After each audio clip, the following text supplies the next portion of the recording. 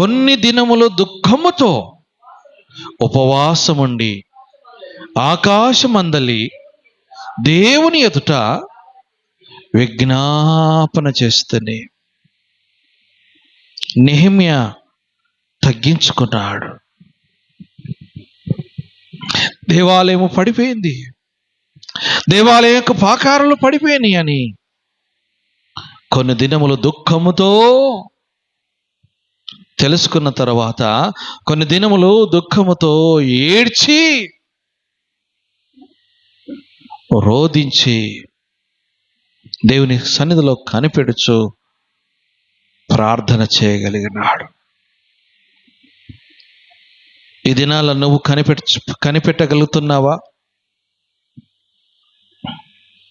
దేవుని సన్నిధిలో నువ్వు ఏడుస్తున్నావా? అయ్యా మీరు అనవచ్చు, అయ్యా దేవుని